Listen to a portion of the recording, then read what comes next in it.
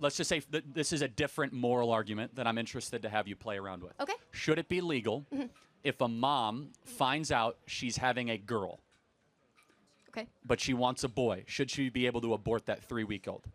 Yes.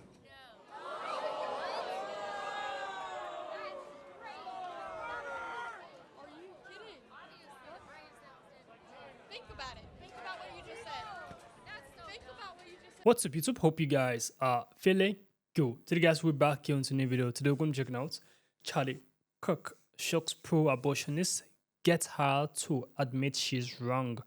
I call him Charlie Kick because he loves kicking ass. It's going to be amazing. It's going to be different. Hope you guys love our new setup. We're using this for now. And let's get right into this video, guys. I wanted to respond to kind of a specific comment you made. I hope you'll be open to that. I do remember, I'm sorry, I'm not sure what university you did say this specifically at, but you did state that you believe that the Holocaust was not as bad as abortion. So in other words, you believe that abortion is worse than the Holocaust. So they're both distinct evils, of course, with some similarities. The Holocaust in some ways was far more evil, but as far as magnitude, the abortion crime is more evil. And I can explain more if you'd like. Okay, sure. So I did do some research. It is found that 1973 Roe v. Wade was ratified, correct? And so one thing that you did fail to mention was that specifically numbers are just larger because abortion has been going on for a longer amount of time. If the mass genocide, right, that the Holocaust would have continued, it was about 6 million killed per year. That would have progressed to 12 million. That would have progressed to 18 million. But it was ended because, again, it's a totalitarian form of mass genocide. And so I wanted to ask you, when you look at the 93% of women who do get abortions, it's 58,590,000 that get abortions the first trimester, correct? And there is suggestive data that states that 12 weeks, of gestation, there is significant data that has said that pain receptors may not have yet been developed. And so that would mean that outside of the women who received abortions first trimester, it would be 88,200 per year after the first trimester that the babies are likely experiencing pain. I will admit to that. However, I am pretty sure that every single person in the Holocaust, which would have been 2 million per year, as far as the people who could feel pain, did feel that pain. And so I would like to ask you, actually I think I would just like to tell you, I think that 2 million actual people, kids, grown people who were starved, worked to death, I think that is more significant than the 88,200 life forms, if you will. Because, again, 58,590,000 of them are probably not feeling any pain. Okay, yeah, but a human life is a human life, regardless of how advanced it is or whether it can feel pain. It still has moral worth. Thank you. But I found it interesting. You said it's worse. So I think so it's worse in numbers. Okay. The Holocaust was worse for 2 other different reasons. Sure, go ahead. It actually eliminated such a big portion of Jewish population. Absolutely. Nearly half of all living Jews were basically vaporized. And secondly, there was an intent and an evil of trying to eradicate an entire religious people. Yeah. That is not unparalleled, but we've only seen that happen 4 or 5 times in history.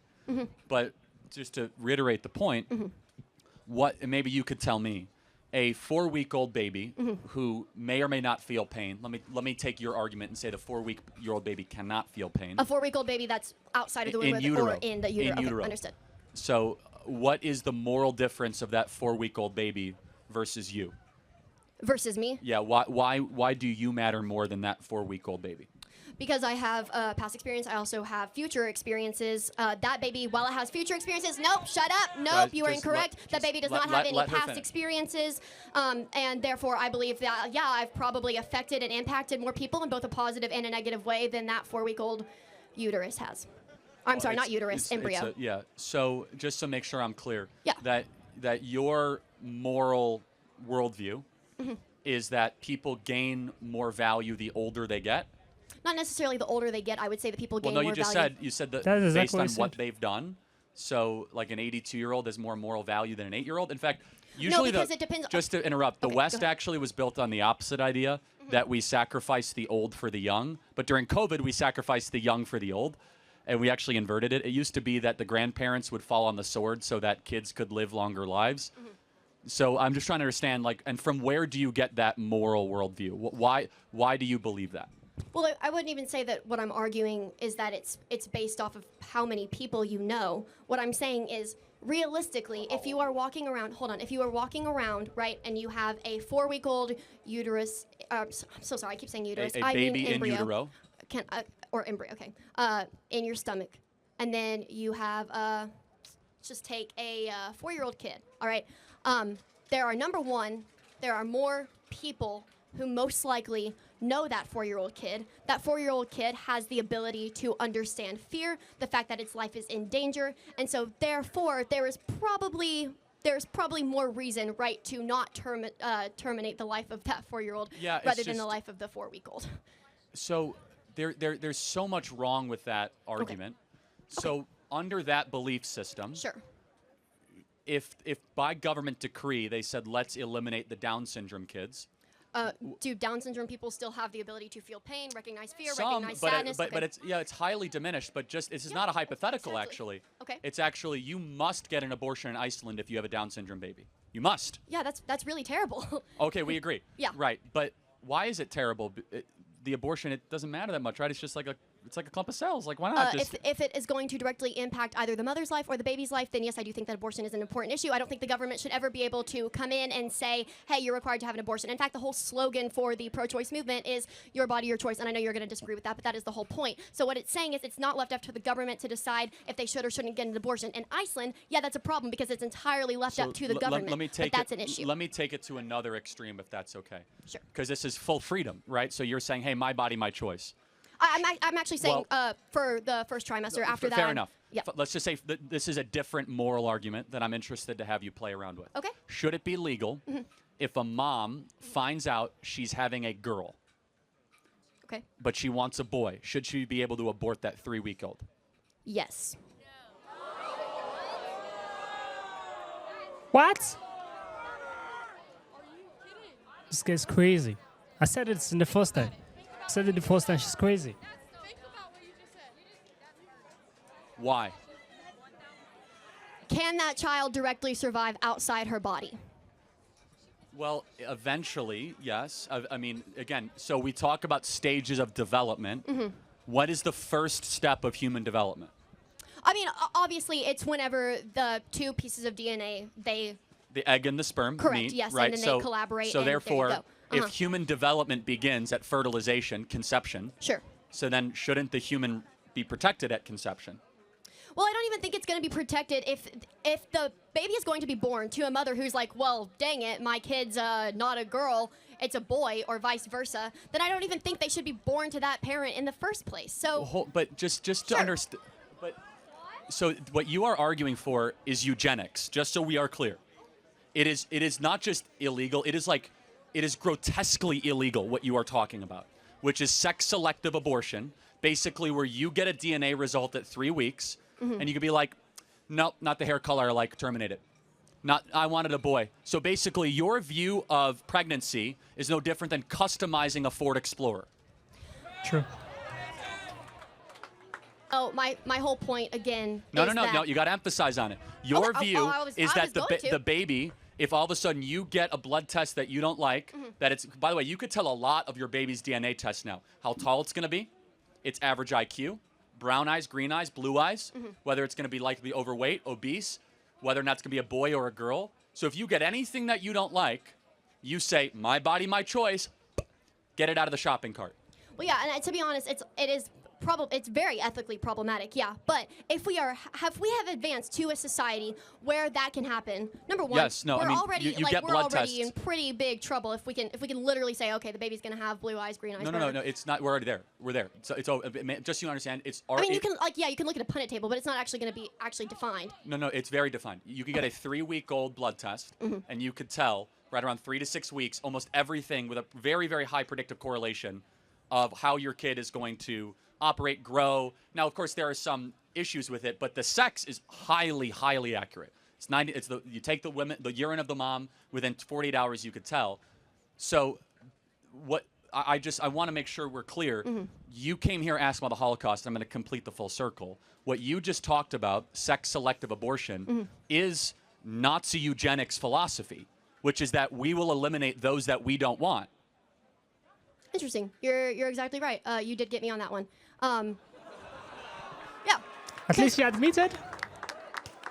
She actually admitted. Yeah, I'm not gonna like sit up here and pretend that you got me on that one. No, realistically, like if we're really gonna full circle and I'm gonna sit here and think about it, no, you shouldn't be able to kill your baby just because you don't like the gender or whatever. Fair enough. Listen, and I apologize for taking it to that extent. No, it's not your extent. But hold on. I want to offer you Well, grace. Thank you for saying that, You're and I welcome. appreciate But- that. Okay. But I want to say, as far as like if we are balancing the numbers, I think that the amount of lives that were terminated I think they are more significant as far as the Holocaust, because every single person did absolutely have the ability to feel pain than they were whenever it was the 58 million. Fair enough. So here's our view, and we'll close with this. Yes, absolutely. Is that if there is a 3-year-old in the audience that has very few friends and might be living on some homestead, or a 30-year-old that's very connected and very wealthy, in the moral worldview economy that we have, no moral difference.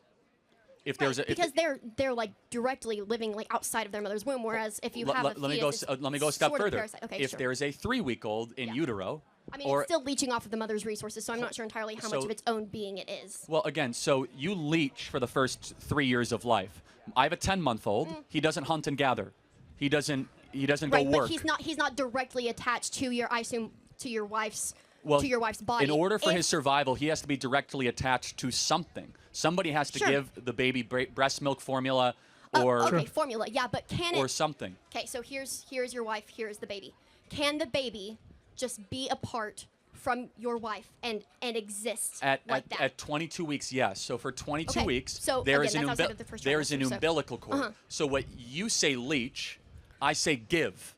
The mom gives life to the baby. Yeah, to I the mean, I'm not arguing outside of first trimester. And so what I we agree say, with you there. and not even a religious standpoint, because the religious is easy. Just from a moral standpoint, we were all given life by a mom who gave us nutrients through an umbilical cord, and we should give that back. That is just the moral cycle of life, right? Which is that which is given, that which is much expected. And so, again, human development, irrefutably, this even a pro-abort will say this. Human development has a starting point. It does. It absolutely does. Yes, we agree. And it's conception. And we can use all these different words. We can use fetus, we can use embryo, we can use little one, whatever. Sure. But it's all still a human being. It doesn't go from rhinoceros to human being at like 10 weeks. It doesn't go from crocodile to human being. It's Right. all human development. Therefore, using reason that we all have, if it's human development and it is a human being, human rights. The first of all human rights is the protection of life. Interesting. But, okay, so do you agree that, like, let's say you go into a doctor's office, you have a 10-year-old, and then you have a 22-year-old. The 22-year-old is going to be allowed to submit to more testing as long without parental consent than that 10-year-old or whoever I said was. So, I don't know. I think, honestly, it's, again, and I don't know, like, You have a lot of thinking to do about this, and that's okay. Because and this is not your fault, the pro-abortion worldview will collapse if you remove feelings and you remove hyper-emotionality. There is no defense using agreed-upon Western reason, which you believe in, and Western morality, which is we don't kill people smaller than us. We do not eradicate those that are, just because they don't have as much money or as much worth. We believe in universal human equality, which of course you believe in, right? Universal human equality is like the overarching big Western ideal, and by the way, it's in our Declaration of Independence. All men are created equal. If you believe in universal human equality, there is no room for abortion in that society. It does not exist. well, I mean, okay, we can say No, I'm just that, saying, it's but fine. then- You have a lot to think about But with then that. we're gonna. I mean, I think you do too. But okay. I'm happy to. listen, No, it's fine. I mean, I've thought about this my whole life. So yeah. All thank right, you well, for your I'm time. thinking myself. Listen, Yeah. I appreciate you, Charlie. Again, I want to apologize about what I said earlier about. It's fine. About When, that comment when we cut because the video, it's- we'll put your second answer as well as your first one. We'll be fair to that. Okay? Thank you very Sure much. you will. All right. No, I will. I'll just be honest. Thank you. Okay, this was really interesting to watch. The entire clip was amazing. Okay, we start by saying her viewpoints were sick. Anyone who's pro-choice or who agrees with abortion rights and say kids should be terminated, your body, your choice, that goddamn bullshit thing that all these ladies are saying, it's sick. You understand? You can't tell me your body, your choice, that you have the right to make decisions for your own self. There's a child living in you. You call it embryo, a fetus, whatever name, or a cell, that is your goddamn business. The important thing is that the child growing inside you ought to be born. You understand? The child ought to be born. Irrespective that you do not like the child, or you are not expecting to have a child now, or your sex life was actually a mistake, or something happened, that is not anyone's business. The most important and valuable aspect of it is that child must be born, must be put to bed. The action of the parents, the father and the mother, or the two spouses who came together that produced that child, they have to give the child the right to live. It was never the child's fault. If you see the process of mating, of egg and sperm coming together, you'll be marveled. You'll be like, this child ought to be out. Because there are, I think, thousands or millions of sperm that are swimming to come mate with a single egg, guys. And just one out of the thousands and millions that sums up in embryo or a fetus. So you notice that it was meant to happen. Do you understand? So parents getting rid of that of the fetus or the embryo, they call it, or a lady saying it's my body, my choice, getting rid of it. It's, for me, I call abortion barbaric. For me, personally speaking, no hurtful words to anyone, but I call it barbaric because it's a very hurtful thing to do to an unborn child. So aside that, her viewpoint at first was actually sick. You saying because you don't want to get female child, and you notice it's going to be a female child, that she just abort the child because you want a male child. I'm very glad that she corrected herself and actually apologized for that, because that viewpoint was actually sick and crazy. Initially, when I saw her talking for the first time, I was like, this girl, she's crazy, because that her viewpoint was, nah. It's bad. It's an act of wickedness for me. If you tell me it's an act of wickedness because you don't want a female child, you want to get rid of the child because the child is actually female. That's a sick mindset. And I love how Charlie handled the entire conversation. It was very respectful, very polite, and very calm. Charlie was actually looking for a way to give her clarity. The entire video. He was looking for a perfect way to make her see reasons with him. You understand? So I actually respect him for doing that. He tried his utmost best to make sure she saw a reason with him and aligned with his own thinking faculty. I just hope ladies come to conclusion that this abortion right of a teen aborting a child is very, very bad. Terrible. Very terrible. Even if you believe it's your body, your choice. I'm not arguing that fact with you that your body, your choice. But as long as it's a child in you, it's no longer your body, it's no longer your choice. If that child is out from the mother, it can be your body, your choice. But as long as that child is growing inside of you, no, you don't tell me that bullshit. Comment down below what you think about this video. Give us a thumbs up, share this video as many as can. Subscribe to the channel, guys. I will see you guys in the next video. Make sure you stay safe.